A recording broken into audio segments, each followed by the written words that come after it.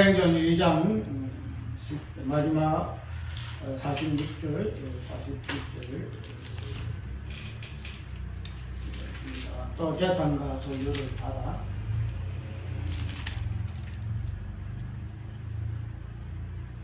각 사람의 필요를 따라 나눠주고 날마다 마음을 같이 하여 성중에 모이기를 힘쓰고 집에서 떡을 떼며 기쁨과 순전한 마음으로 음식을 먹고 하나님을 찬미하며 또 온 백성에게 칭송을 받으니 주께서 구원받는 사람을 날마다 더하게 하십니다. 78장 찬송합니다. 이제부터 녹화해요. 78장.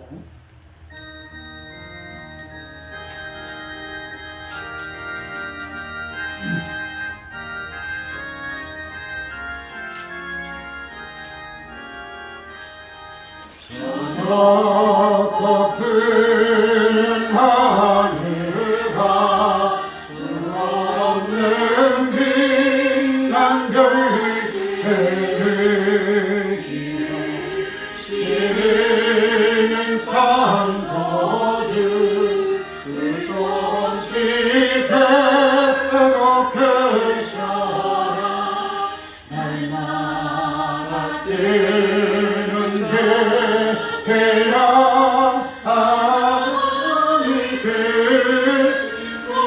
그늘 만백성 모두 보라고 만방을 비치네 지고한 온기 뜰때 동편에 아리 떠올라 나라 귀한 소식을 이 땅에 흘러가네 행성과 한성 모든 글들마다 되길 얼면사 예기쁜 모세를 번세상 널리 전하네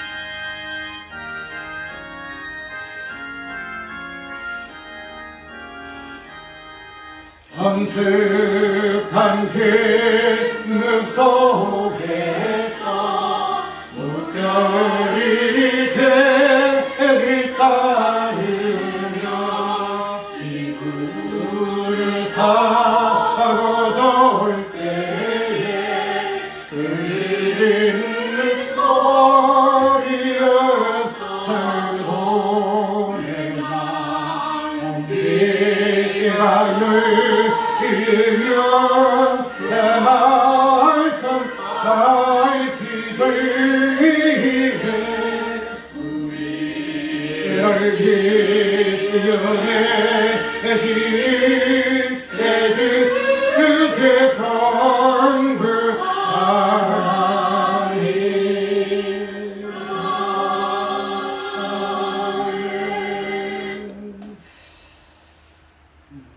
오늘은 이제 2장을 마지막으로 합니다. 저번 주에 우리가 이 부분을 가지고 11조의 관계에서 어떻게 11조가 교회를 통해서 성취가 됐는가 하는 부분으로 살펴봤죠. 우리가 이때까지 11조를 단순히 헌금적인 관점에서 살펴봤는데 그런데 이 11조 그 자체가 예수님의 어떤 마지막 하늘에 올리우심을 통해서 성취적인 관점을 볼 것 같으면은 단순하게 헌금의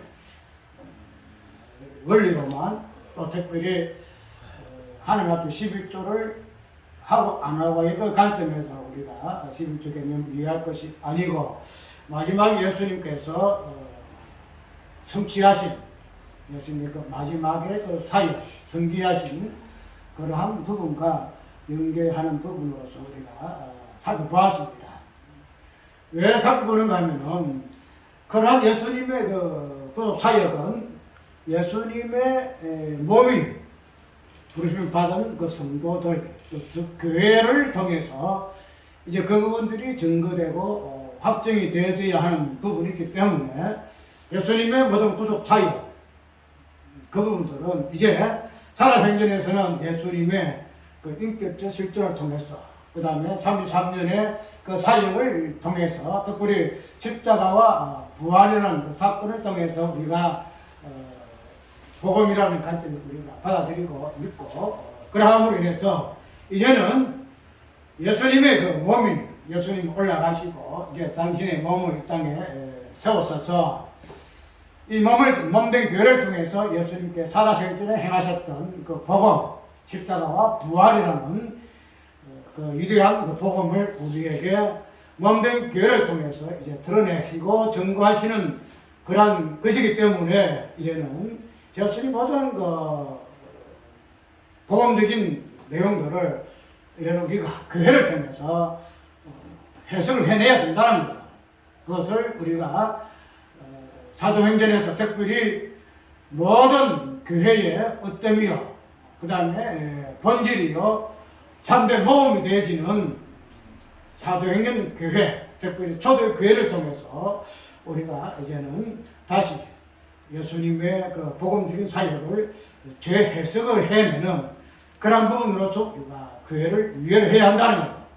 그렇기 때문에 예수님 모든 사역이 십자가와 부활, 그 다음에 아까 이야기했던 저번 주에 11조로는 요 어떠한 율법적인 그 개념도 교회를 통해서 우리가 해석을 해내야 한다는 거죠.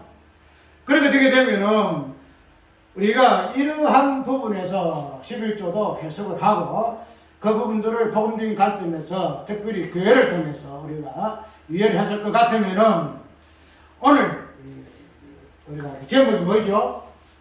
교회와 구원이라는 개념이죠. 특별히 가로를 해가지고 교회론적 구원이라 이렇게 살펴보았는데 이러한 부분들을 교회를 통해서 살펴보는 것은 당연한 거예요. 왜냐하면 모든 것은 교회를 통해서 이제는 증거가 되어야 되고 교회를 통해서 이제는 드러나야 되기 때문에 그래요. 그래서 이제는 이러한 부분으로서 오늘 마지막 2장을 통해서 마지막을 그의 마지막 말씀이 되어지는 뭐라고 되어있죠? 하나님을 찬미하며 또 온 백성에게 칭송을 받으니 주께서 구원받는 사람을 날마다 더하게 하시니라 하는 2장을 마지막 말씀을 통해서 교회와 구원 그런 부분들을 한번 살펴보고 특별히 교회론적 구원이라 하는 그런 부분들을 중심에서 한번 살펴볼까 그래요. 그렇게 하기 위해서는 우리가 이때까지 가지고 기존적인 구원론적인 구원에 대한 그런 부분들을 우리가 과연 살펴볼 때에 이때까지 구원이라는 그 의미가 어떻게 다루어졌는가 하는 부분을 한번 살펴봐야 되겠죠. 왜냐하면 우리가 이때까지 가지고 있던 그 구원은 조직신학에서 말하고 있는 그 구원이었고 그런 부분들은 특별히 어떠한 부분을 다루었는가 하면은 굉장히 개인적인 구원이었어. 개인적인 구원. 그래서 우리가 하나님 앞에 예수를 믿으면은 어떻게 구원을 받는가? 그 구원이 무엇인가? 그런 부분에서 우리가 구원을 다루었기 때문에 그래서 이러한 오늘 그런 부분들을 교회론이라는 이때까지 구원론과 교회론은 따로 분리됐었거든요. 구원은 구원이고 그 다음에 부르심을 받은 자들이라는 에클레시아 하는 그 교회라는 관점에서 교회가 무엇인가 하는 부분을 다루었다는 거죠. 그래서 구원과 교회라는 것은 구원과 교회로는 엄연히 차이가 있는 사실이에요. 그래서 이때까지 조지신학에서도 그 부분을 따로 이렇게 구원론과 교회론을 따로 해서 그 부분을 다루었잖아요. 그렇기 때문에 이때까지 우리가 알고 있는 구원은 지극히 구원론적인 관점이었죠. 조지신학의 관점에서 구원이 무엇인가 그렇게 하다 보니까 교회론하고는 상관이 없는 구원의 개념 속에서 구원이 다뤄졌다는 거죠. 그런데 이 개인적인 구원, 특별히 조이선에서 말하는 구원론은 우리가 구원이라는 그 개념 속에서 그 부분을 다루는 부분에서는 되게 굉장히 조직적이에요. 논리적이고. 그런데 그러한 구원이라는 개념을 논리와 어떤 조직이라는 관점에서 살펴볼 것이 아니고 이 부분들이 뭐랄까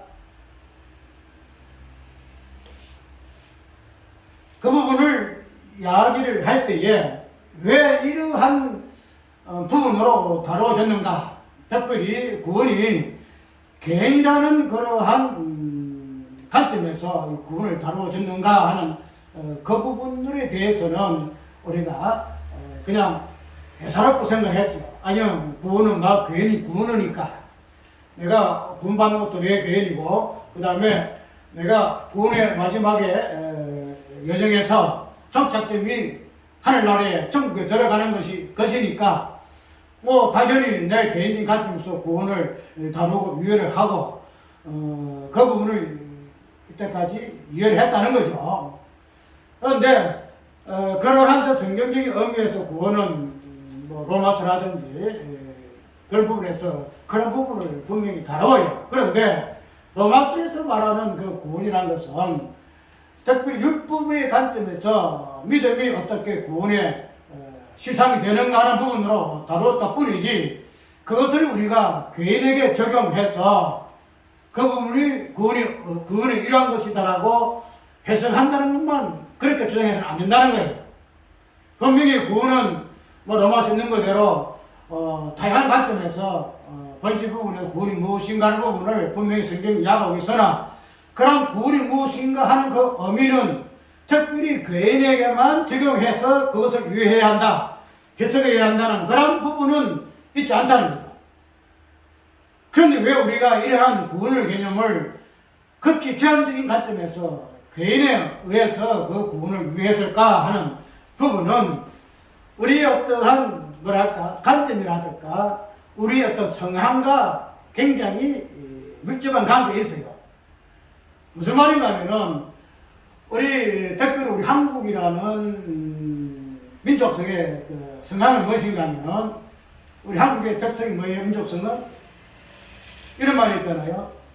한국은 개인적으로는 굉장히 우수하다. 지금 말하는 머리도 우수하고 창의력도 우수하고 그래요. 그런데 뭐 공동체가 되게 되면은 이게 그냥 굉장히 약해져 버려요. 개인 특성에서는 뭐 탁월하고 지적 능력이라든지 뭐 여러 가지 개발이라든지 생각하는 아이디어라든지 이거는 뭐 참 유대인보다 더 뛰어날 수 있도록 특이해요. 이 한국의 민족은. 그래서 개인적으로는 참 이러한데 뭐래요? 공동체가 되어서 단체적으로 할 때는 이 부분이 굉장히 약해요. 그래서 이런 부분을 단적으로 설명하는 속담이 있잖아요. 뭐예요? 사촌이 너를 타면 배가 아프다는 거야. 사촌이잖아. 근데 왜 사촌이 너를 타면 배가 아파요? 굉장히 이기적이라는 거야, 우리 한국 사람들은. 그렇기 때문에 내가 목회할 때도 팀 목회를 많이 구상을 했었는데, 팀 목회를 구상해가지고 그것을 실천하려고 하면 굉장히 힘들어요. 그래서 내가 목사님, 왜 우리가 일반 회사에서도 주식이란 것이 있고, 그 다음에 다양한 관점에서 서로 공동체가 있잖아요. 그래서 그런 사람들도 서로 연합해가지고 자기의 특성들을 서로 연합해서 주식회사를 해서 회사 잘 성장하는데, 왜 우리 목회자인 만큼, 교회만큼은 이 부분이 안 됩니까? 팀목회해가지고 각자의 받은 은사의 부분들을 서로 나누고 그것을 하나 공동축에 집약시켜서 그 부분을 교회로 써나가게 되게 되면은 우리가 얼마든지 나 홀로 목회하면서 이렇게 힘들지 않게 고생하지 아니하면서 할 수 있는데, 왜 그 부분이 안 됩니까? 그래서 집목회 하려고 하는 부분에서 내가 결국 못했어요. 너무나 생각이 다르고 너무나 이기적이고 그래서 우리 한국 사람 특별히 목사의 세계, 특별히 성도의 세계에서는 이 부분이 너무 강하구나. 과연 우리가 목사가 맞는가? 과연 교회가 맞는가? 이런 부분들이 회의감이 들더라고요. 그래서 오늘 우리가 특별히 우리 구원의 관점을 교회인 관점에서 다뤘던 이 부분들이 그래서 특별히 우리 한국 교회는 우리가 조이신학은 우리가 뭐 한국에서 출발한 것은 아니잖아요. 우리 사회에서부터 신학이 들어왔기 때문에 그런 부분이 있겠지만은 그러나 그것을 더 가미시키고 믹스해서 개인적인 구원으로 이렇게 해석을 한 그러한 구원론이 우리 한국 교회의 구원론이 특히 조직신학이에요. 그렇기 때문에 그런 부분으로서 우리가 특별히 구원의 부분에서 굉장히 성경에서 말하고 있는 구원의 개념과 평행적인 그런 개념을 뜰 수밖에 없는 것이 우리 한국교회 조직신학의 구원론이에요.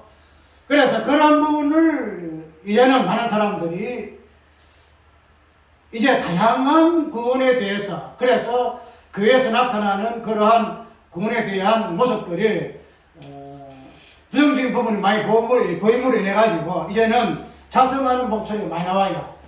왜 우리 한국교회가 이렇게 되었는가? 왜 한국교회가 차등 상권론이 생겼는가?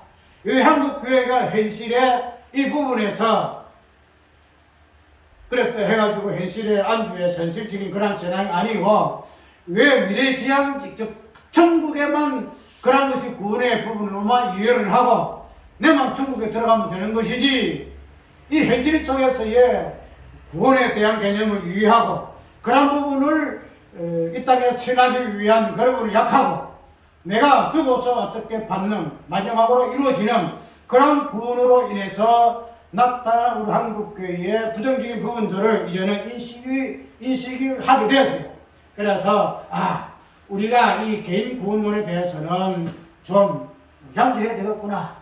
그러면 성경에서 말하고 있는 구원이 과연 무엇인가 하는 부분에 대해서는 개인 구원에 대해서는 이렇게 해서 안 된다 하면서도 이 개인 구원에 대한 적용적 부분에 대해서는 그 부분에서 개인에 대해서 대치하는 이 부분이 없어요. 지금 구원에서 개인이 빠지게 되면은 그 구원의 모든 이미지를 드러내는 무엇인가 들어가야 되거든요. 그래야 구원이 나와요. 그런데 이런 부분에서 교회를 지분해야 할 것인데 교회를 지분하지 못해요. 왜 그런가 하면 아까 이야기한 대로 교회라는 것은 그냥 단순하게 우리가 땅끝 교회 아니면은 좋은 땅 교회 무슨 교회 어떤 조직적인 관점에서 어떤 모임이라는 이런 부분에서 우리가 교회를 생각했지 진정한 예수님의 어떤 사역을 종두리째 드러내는 초대교회와 같은 그런 관점에서 우리가 교회를 위하지 못하여 있기 때문에 구원적인 관점에서 구원의 실체가 무엇인가 하는 부분을 교회를 집어넣음으로 인해서 교회를 통하여 구원의 의미가 본질이 드러나야 하는 부분에서는 이해를 잘 못했어요. 그냥 교회는 이렇게 예배 드리는 것이고 교회는 봉사하는 것이고 교회는 전도하는 것이고 교회는 하는 것이고 이런 부분에서 교회를 이해를 했지 구원이 무엇인가 하는 부분에 대해서 드러내는 정부의 기관으로서는 교회를 이해를 못했다는 거예요. 그래서 그런 부분에서 1차적인 문제점이 있고 두 번째는 구원을 우리가 이야기할 때에 조회신학에서는 특별히 우리가 구원의 서정을 이야기하잖아요.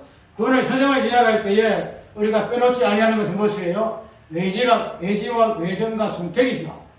그래서 외지와 외전과 선택이라는 이 부분을 쭉 해서 마지막에는 영화롭게 하셨느니라 하는 이 부분을 우리가 정리를 하는데 그런데 우리가 이런 구원의 서정을 이해할 때에도 이 부분을 적용할 때에 무엇을 집어넣는가 하면은 개인을 집어넣어요. 개인을. 내가 지금 구원을 할 때에 내가 구원을 서정으로 하나님이 어떻게 구원하셨는가 하게 되면은 하나님이 나를 창세전에 예수 안에서 예지하시고 예정하시고 선택하셨다. 그리고 때가 되면 부르시고 때가 되면 회개하게 하시고 때가 되면 뭐 하시고 어렵게 하시고 그 다음에 기린하시고 그 다음에 마지막에 성악케 하시고 영화롭게 하셨다. 이렇게 함으로 인해서 그 구원의 서정을 설명하는 주체가 누구냐면은 나 괜히 그렇게 됨으로 인해서 이 구원론은 굉장히 민감하기도 하고, 그러나 이 부분들이 지금은 구원의 관점에서 많은 논란을 일으키는 부분들이고, 이런 부분들이 논란을 일으킴으로 인해 가지고 이 구원론에 대해서 많은 사람들이 지금도 시비를 하는 그러한 논제예요. 지금 말해서 창세전의 그 선택, 갈비주의의 그 무조건적인 그 선택. 그런데 마지막에 성결교단이라든지 그래서 뭐라 할까요?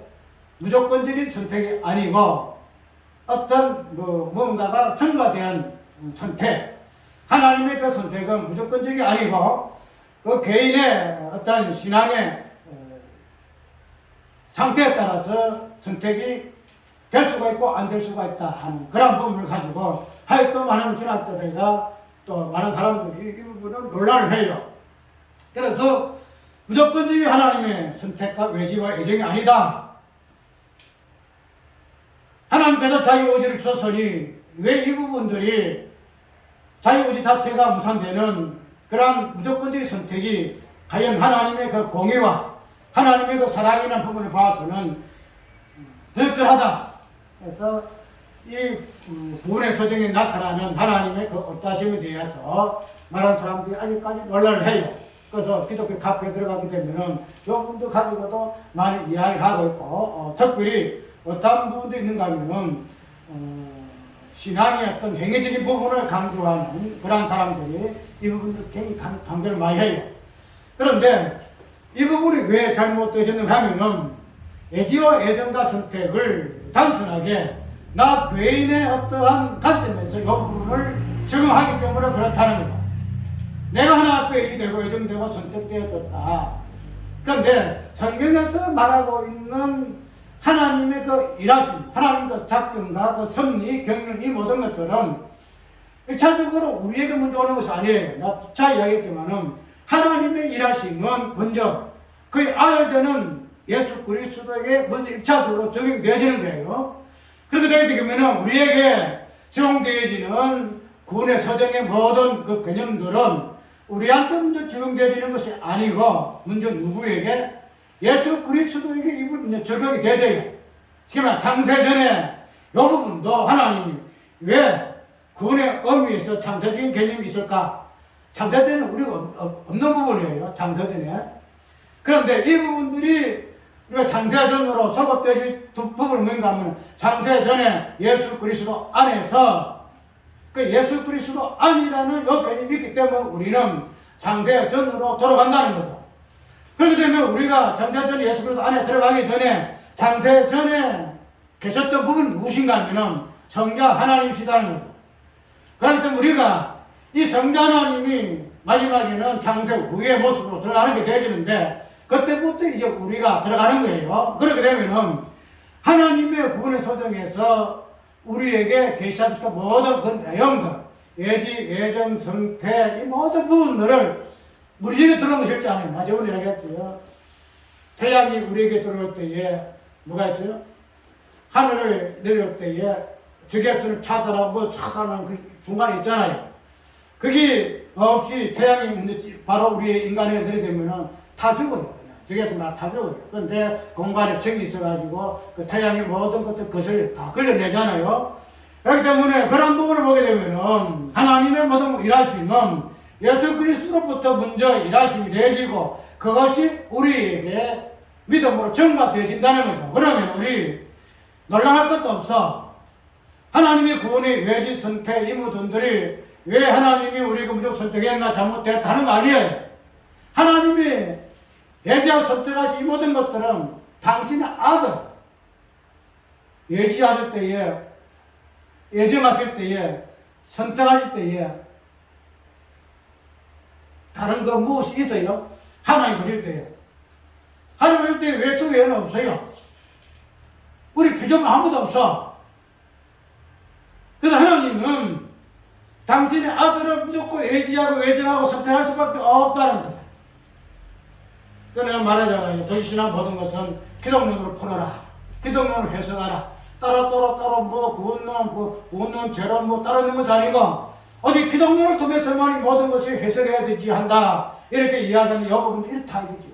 그 되면은 여태까지 우리가 구원할 때에 선택이 어떻고 외정이 어떻고 그거 가지고 시비하고 그런 여지를 둔 이유가 그 어떤 의미가 그렇게 되어 있는가 하면은 그것을 나 개인적인 관점에서 선택을 이해하고 외정을 이해하고 예지를 이해했기 때문에 그렇게 논란이 일 수밖에 없다는 거예요. 왜?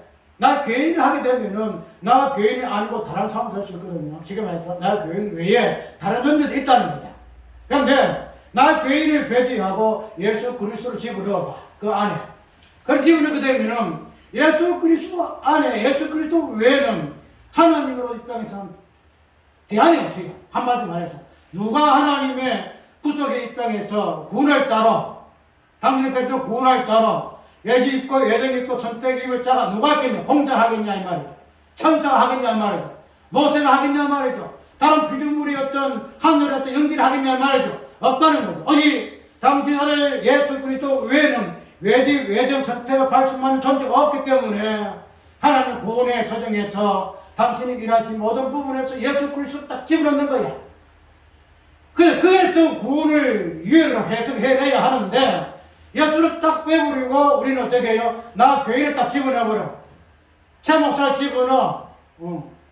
정사를 집어넣어. 조사문을 집어넣어. 요한을 집어넣어. 우리 성도 누구누구로 딱 집어넣어. 그 되면은 왜 하나님이 최 목사를 와 집어넣었나? 하나님 일방적으로 최 목사는 그냥 무조건 선택해서 당신의 백성 구원해 주는 거는 잘못된 거 아니냐? 다른 사람도 있는데 왜 그 사람이 뭐가 잘났어? 이렇게 논쟁거리가 있다. 있을 수밖에 없다는 거야. 그리고 내가 하나 어떤 그 예로 들었지만은 그래서 그런 부분들을 우리가 어떤 의미에서 구원을 개인적인 관점으로 구원을 절대 이야기하지 마라. 하지 마라. 이런 부분들을 우리가 한국교회에 이것이 이렇게 될 수밖에 없는 부분은 특별히 우리 한국 사람의 민족성 개인을 소홀할 수밖에 없고 개인에게 뭐 주어지게 되면 아 그래 나만 이것이 있고 니는 없어. 나만 하나님 은혜 받았고 니는 없어. 나만 하나님 앞에 신앙 열심히 있고 뭐가 있고 나는 니는 없어. 그래서 아까처럼 항상 비교해서 내가 이렇다 니는 그렇다 이런 부분들을 특별히 강한 존재가 우리 한국 사람 대한민국 사람이에요. 그렇기 때문에 이런 부분을 철결한 사람이 강조할 수밖에 없다는 거야. 당신이 지금 같은 교인 중에 성도 중에 당신은 특별합니다. 당신은 특별한 열심이 있습니다. 당신은 특별한 신앙이 있습니다. 당신은 특별한 배경이 있습니다. 당신은 이 사람 저 사람하고 조금 다릅니다. 이렇게 해줘야 뭐가 있나요? 경쟁심리 일하는 거예요. 경쟁심리가. 나는 저 사람보다 잘하겠어. 마지막에 내가 좀 올라가서는 나는 멜로걸 5, 6개 내가 받았을 거야. 이런 부분을 가지고 있기 때문에 총회, 정신의 어떤 교수도 차영배 교수거든요. 3급 차등만. 3급, 창급도 차등이 있다. 그것을 강조하는 신학교 교수도 있다는 거죠. 단순히 귀교수만 있는 그 모습이 아니라 한국 전체가 설교에서 이렇게 저렇게 하라 한 그 원인이 뭐냐? 그 원인이 뭐냐? 그것은 우리 한국의 특별히 한국 교인들의 그 성도들의 성향이 개인적인 신앙에서 결코 자유롭지 못하기 때문에 그렇게 설교할 수밖에 없다는 거예요. 그래서 한국 교회는 이런 부분을 가지고 전체적인 부분에서 설교에서부터 성도들의 모든 성도의 그 신앙 생활의 모습에서도 비성경적인 모습이 드러날 수밖에 없다는 사실을 우리가 알아야 한다는 거예요. 그런 부분에서 우리가 개인적인 구원이 얼마나 우리가 이때까지 뭐 개인적인 구원 나도 구원을 받은 개인적인 구원 맞죠. 그런데 그런 부분에서 우리가 구원을 생각했기 때문에 너무나 이기적인 구원이었고 특별히 구원에 대해서 드러내고 증거해야 할 그 교회라는 그 존재 자체가 단순하게 어떤 내 구원받은 교인이 신앙생활을 하는 어떠한 공간, 어떤 조건, 그런 관점에서만 교회를 이해할 수밖에 없는 그러한 부분이 있었음을 우리는 자인해야 한다는 것. 그래서 오늘 초대교회의 모습을 통해서 그럼 교회라는 것이 무엇이며 구원이라는 것이 과연 무엇인가 하는 부분을 한번 살펴보자 하는 거죠. 여태까지 우리가 오늘 본문을 통해서 나타나는 이러한 모습들은 특별히 11조의 그 개념을 통해서 교회가 어떠한 의미로서 교회인가, 특별히 11조라는 것이 과연 무엇인가 하는 부분을 살펴보았을 것 같으면은 우리가 11조의 부분도 교회를 통해서 우리가 해석을 해내고 교회의 본질적인 모습을 통해서 11조가 어떻게 성취되어졌는가 하는 부분을 살펴보았을 것 같으면은 구원의 개념도 당연하다는 거죠. 당연해. 왜 그래요? 구원이라는 것은 우리가 개인적인 관점에서 구원의 부분이 그렇다 할지라도 어쨌든 예수님의 모든 사역은 구원이 무엇인가, 십자가 부활이 구원이 무엇인가 하는 부분을 보여주는 것이기 때문에 생명에서 말하고 있는 모든 그 요소들 중에 구원을 빼놓을 수가 없다는 거죠. 그러면은 그런 구원이 무엇인가 하는 부분은 당연하게 예수 그리스도의 몸이 되는 교회를 통해서 하나하나 설명해내고 하나하나 정리해내서 구원의 맛이 이런 것이야 하나라고 우리가 이야기하셔야 한다는 거예요. 단순하게 오늘 읽었던 하나님을 찬미하며 또 온베스가 칭송을 받으니 하나님께서 날마다 구원받는 사람을 더하게 하시니라 그 말씀 중에 어떤 모습이 있죠? 사도행전에 있잖아요. 날마다 마음을 같이 하고 성전에 모이기를 힘쓰고 믿는 사람이 다 함께해서 모든 무거운 서로 동용하고 떡을 떼며 기쁨과 순전한 마음으로 음식을 먹고 저번에 이야기했듯이 유무상통에 하는 이런 부분 그런 부분들을 우리가 해서 이것은 초대교회의 성령 충만으로 나타날 수밖에 없는 교회의 본질적인 모습이다. 그런데 지금은 그러한 세대가 아니지 않느냐. 2000년을 지난 지금의 세대는 너무나 현실적이고 그러고 인해서 이러한 부분들은 그때 당시에 사도행전 초대교회에서 다양하게 나타났던 28장에 나타났던 그런 모습들의 어떠한 부분이기 때문에 우리가 어떻게 초대교회의 그런 모습들을 그냥 하나도 아낌없이 하나도 그냥 버림없이 우리가 어떻게 드러낼 수 있느냐 이렇게 이야기를 많이 함으로 인해서 이 부분들이 해석하는 부분도 다양해요. 그런 부분들 우리가 일상적인 이 부분을 보는 관점에서의 인지사항이고 특별히 이 부분을 또 해석하는 그런 부분들도 특별히 언약을 이야기하고 구속물을 이야기하는 목사님들의 그 부분에서는 이 부분에 대해서 어떻게 이야기하냐면은 이거 보게 되면 어떻게 이야기하겠죠? 사도들로 인하여 표적과 권능이 많이 나타나니 이거 어디 있죠?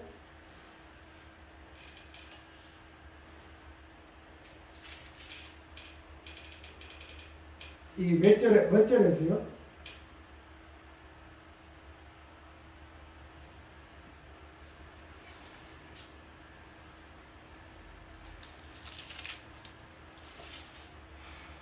그런 말씀이 보자.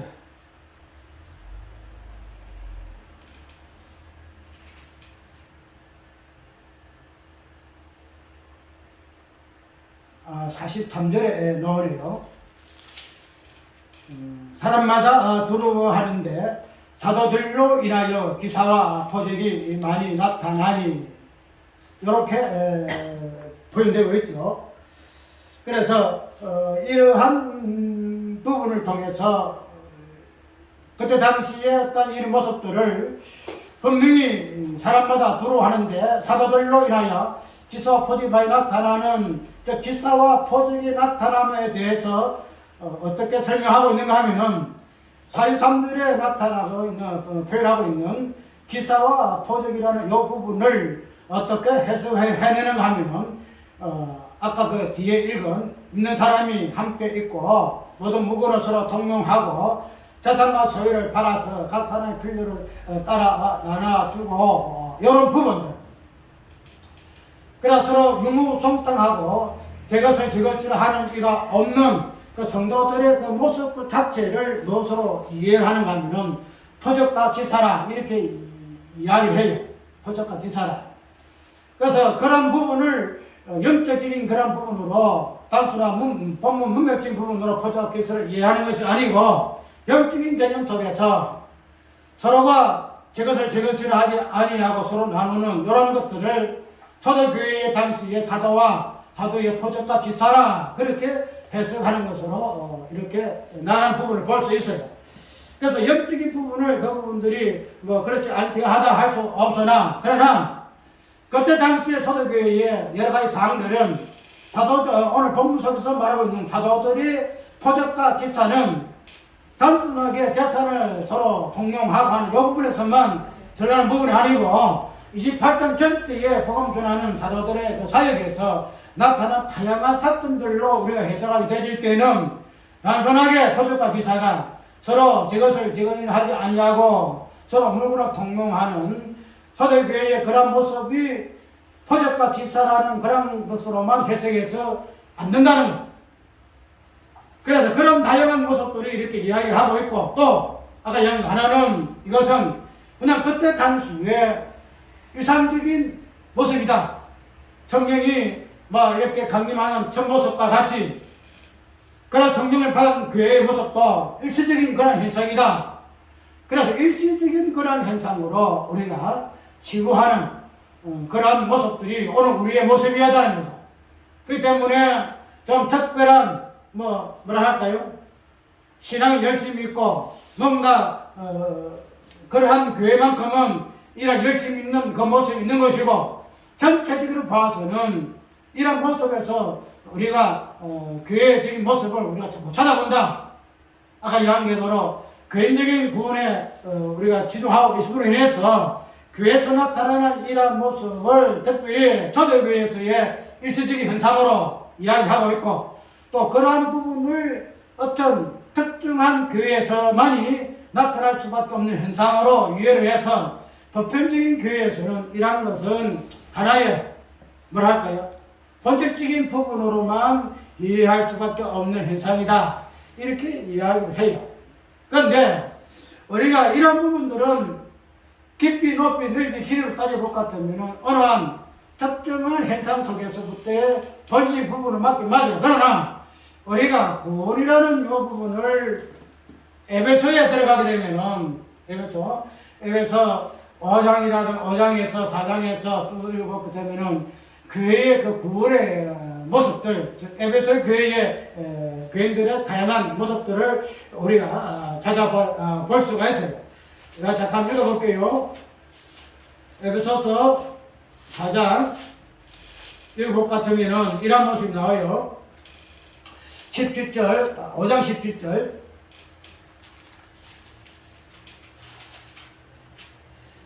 그러므로 어리석은 자가 되지 말고 주의 뜻이 무엇이고 유의하라. 수치하지 말라. 이는 방탕한 것이너 성령 충만을 받아라. 시와 찬미와 신령한 누르들로 서로 화답하며 너희의 마음으로 주께 노래하며 찬성하며 범사의 우리 주 예수 그리스도의 이름으로 항상 아버지 하나님께 감사하며 그리스도로 굉장함으로 피차 복종하라. 우리가 에베소서에 쭉 내기를 볼 것 같으면 사도 바울이가 에베소 교회에 다양한 성도의 실제적인 생활의 그 겉면의 모습들을 볼 수가 있어요. 그래서 오늘 아까 잠깐 읽었던 이러한 모습 속에서도 에베소 교회의 사도 바울이가 교회란 무엇인가, 교회의 성도가 어떻게 신앙생활 할 것인가 하는 부분을 건면하는 내용을 볼 것 같으면 단순하게 에베소 교회의 성도들이 이러한 신앙생활을 해야 하는 그런 근면의 모습에서만 국한되기 위해하고 해석하지 말고, 왜 에베소 교회에 특별히 성도에게 이런 삶의 모습으로 신앙생활을 해야 할 것을 근면해야 할 것인가 하는 그 부분들이 에베소 교회가 어떠한 논리로 기록되어 있는가, 즉 에베소는 교회론이거든요. 특별히 교회론에서의 성도들의 모습 속에서 어떻게 이런 모습으로 성도가 신앙생활을 해야 할 것인가 하는 것을 극면한 그 이유적인 부분을 단순하게 에베소 교회 성도적 입장에서 보지 말고 에베소 교회가 교회론적인 부분에서 본질을 담고 있다. 모든 이론에 체계적으로 완성된 그런 부분을 갖고 있는 교회가 에베소 교회이기 때문에 에베소 성도는 특별히 에베소 교회. 그럼 에베소 교회가 이런 부분으로서 신앙생활 하여야 한다라고 금면하고 있을 것 같으면은, 다른 말로 같으면은, 교회라는 것은 이러한 신앙생활로 여기해야만이 그것이 교회고, 특별히 성도는 구원받은 자의 모습이잖아요. 구원이란 것은 이러한 것이 구원이다. 단순하게 이렇게 신앙생활의 어떤 여정을 이야기하는 것이 아니고, 구원이 무엇인가 하는 부분을 우리에게 보여주는 개념으로 우리가 이해해야 한다는 거죠. 왜냐하면 구원이라는 것은 예제서부터 시작해가지고 마지막 어디까지 가요? 우리가 좀 이야기하는 어렵도 하시고, 그 다음에 뭐가 성화도 하게 하시고, 그 다음에 영화를 가진다, 이 부분을 구원으로 담고 있잖아요. 그러면 단순하게 우리가 그냥 이 부분들이 구원의 일상으로 이해를 하고, 우리 이렇게 해야 한다, 그렇게만 생각해서 아니 된다는 거죠.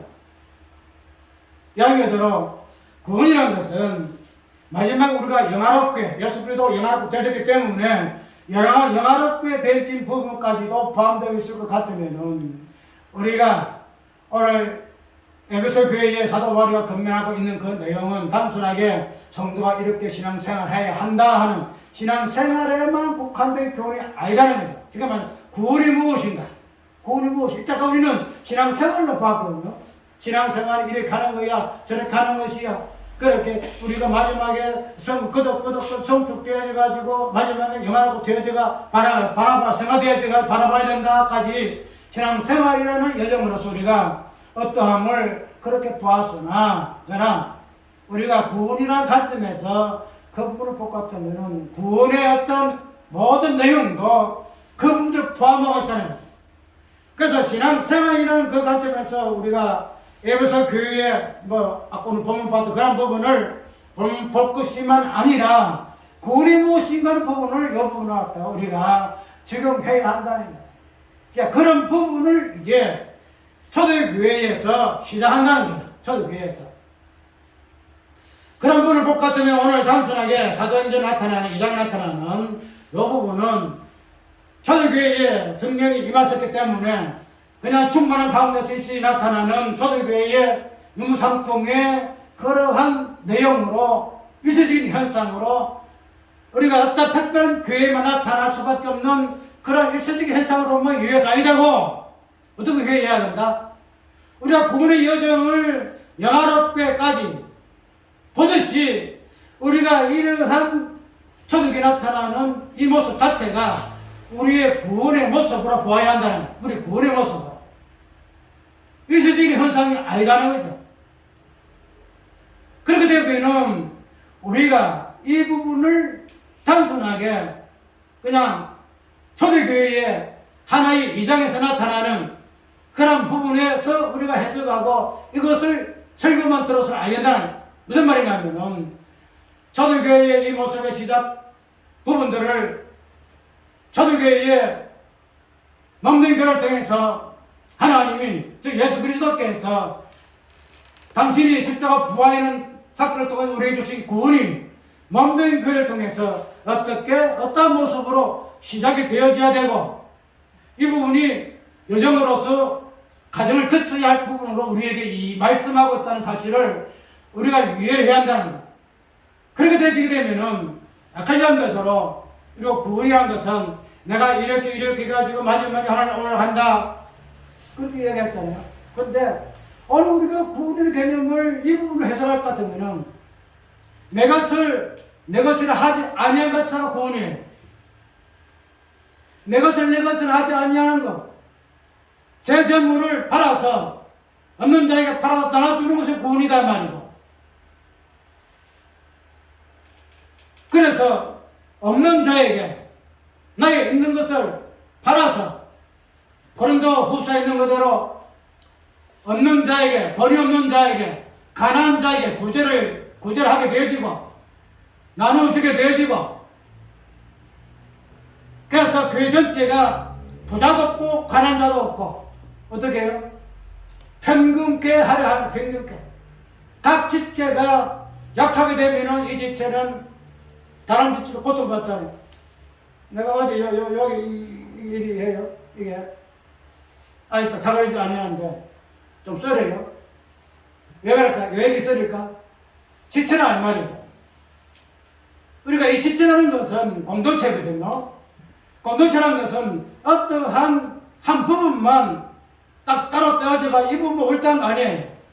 각 지체가 조화롭게 연합되어져서 몸을 온전히 이루는 것이 공동체 모습인데, 그래서 연보도 그렇게 해서 각 지체의 연약함이 없도록, 약해지지 아니하도록 평균케 하게 하기 위함이 연보의 목적이었고, 그것이 11조의 목적이었고, 그런 부분들이 은사와 열매의 목적이었다 할 것 같으면은 그런 부분들을 우리가 단순하게 은사라든지 다른 부분을 보지 않잖아요. 연보의 개념을 보고 있지 않냐잖아요. 그런 부분들이 어떻게 몸의 지체가 원활하게 공동체가 연합되어져서 그래서 내 몸을 온전하게 충분하게 세워져가는 데 있어서의 목적이 있다 할 것 같으면은 우리가 초대교회에 나타나는 내 것을 하지 아니하는 것 자체, 전에는 특히 개인적이어서 내 것을 했다는 거예요. 내 돈, 내 자식, 내 교회, 전부 나 개인이었어요. 그런데 이제 초대교회에 나타나는 구원의 모습은 어떤 모습이냐? 내 것을 하지 아니하고, 이것이 구원이다. 우리가 구원을 개인적인 구원을 할 때는 이 부분이 정하기가 굉장히 어려워요. 그런데 교회라는, 내가 없어진 공동체라는 개념 속에서, 교회라는 개념 속에서 구원을 이해하고 이 부분을 이해할 때는 그렇게 수월할 수 없어요. 왜? 지금 내 왼팔은, 오른팔 조금 상처가 있는데 오른팔과 상처 이 부분을 좀 깎아 떨어졌을까? 아니에요. 똑같은 손이에요. 그래서 왼손은 왼손이다, 오른손은 오른손이다, 따로 이야기하고 있잖아요. 똑같은 손이에요. 전에는 개인적으로 이야기할 때는 오른손이 따로 있고 왼손이 따로 있고 발 따로 있어서, 그러나 공동체로 하나로 묶어지니까 개인은 없어지고, 그 다음에 공동체적인 관점에서 내 것을 생각하더라. 그래서 제 것을 한 자가 하나도 없고, 우리가 개인 구원을 이야기할 때는 공동체 깨질 수밖에 없고, 구원 자체가 굉장히 편협될 수밖에 없으나, 그러나 괴론적인 구원을 보게 되게 되면은 이런 부분들이 다 해소되고. 그래서 우리가 아까 얘기한 대로 이런 부분으로 가지고 구원을 해석하게 되어지게 되면은, 아까 얘기한 대로 어떡해요?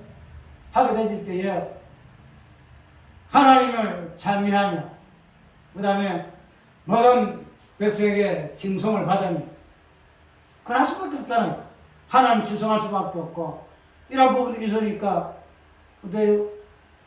많은 사람들에게 구제가 나타나고, 모든 사람들에게 봉사가 나타나고, 내 것 없이 그냥 자기 마음에 헌신해서 이런 부분을 하게 되지니까 많은 사람들에게 칭송받을 수밖에 없고, 그래서 결론적으로 보니까 주께서 날마다 구원받는 사람을 더하게 하시니라. 단순하게 그냥 이래서 하나님 그럼 너도 잘한다 내가 칭찬해줄게 그래서 야식는 사람 많이 했게 이게 아니에요. 날마다 구원받는 사람을 더하게 하신다는 이 말은 날마다 구원받는 자의 모습이 어떤 모습이에요? 내 것을 전에는 내 것이라고 니끝 내가 따르었으면 이제는 내 것을 아니하는 자, 이것이 구원받은 자의 모습, 이것이 하나님께서 구원받은 자를 좌하신다는 모습이다 말이다. 내 것이 있어서 그러나 이제 내 것이 없는 자의 모습이 구원받는 자의 모습이다 말이다. 이런 자를 하나님께서 날마다 더하게 하셨다. 날마다 더하게 하셨다.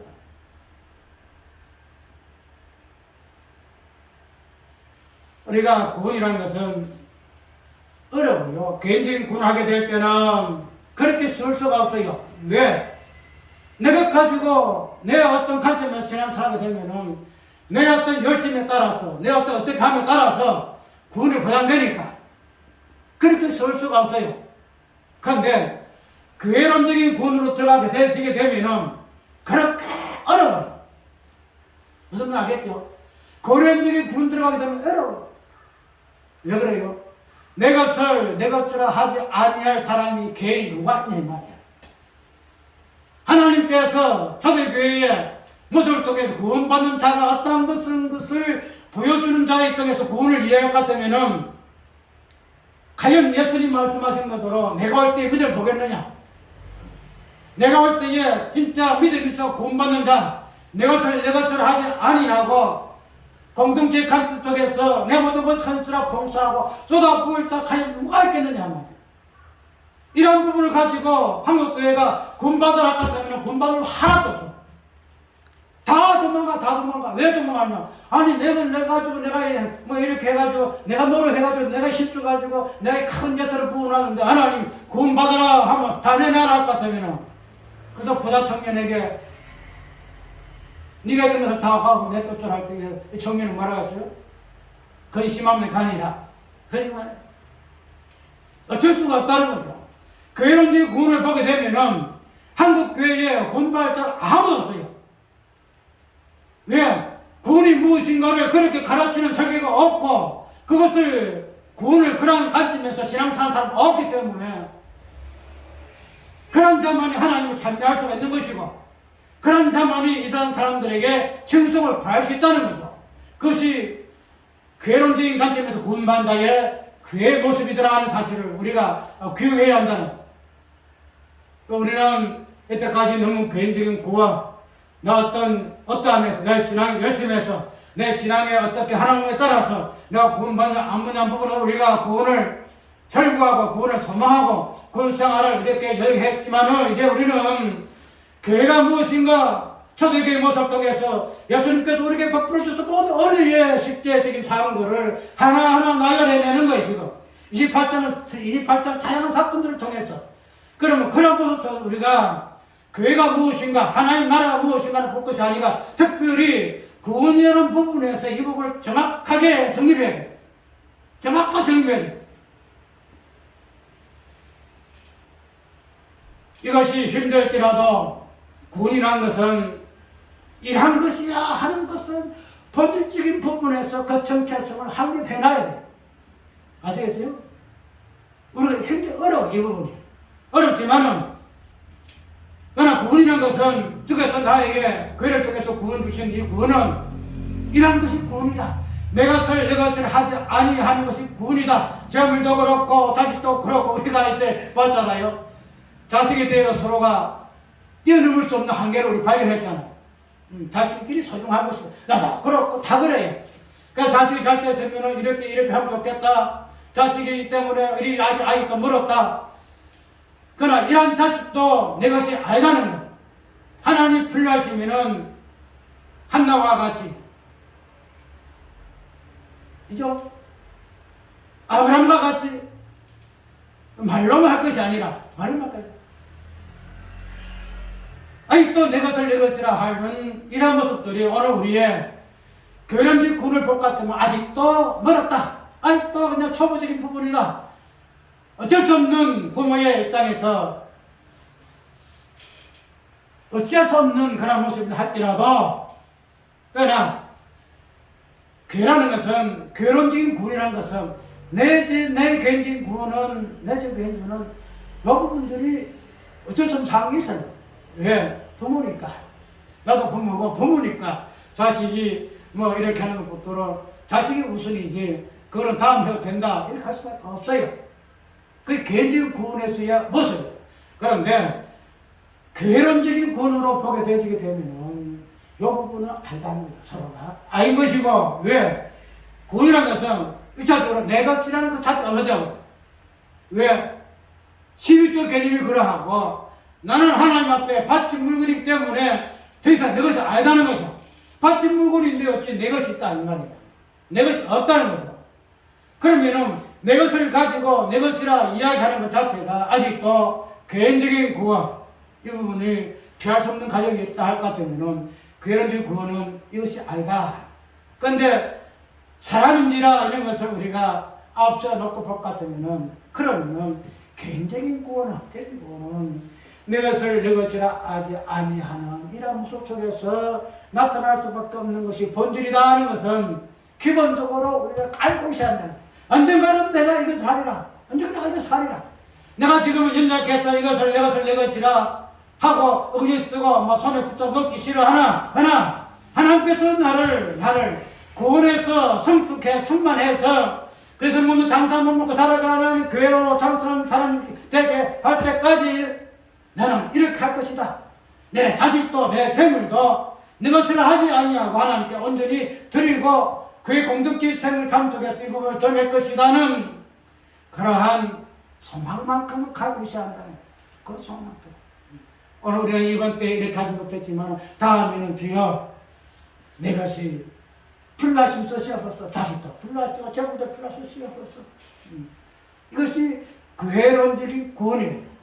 꼭 가지고 있어야 돼. 꼭 가지고 있어야 돼. 꼭 가지고 있어야 돼.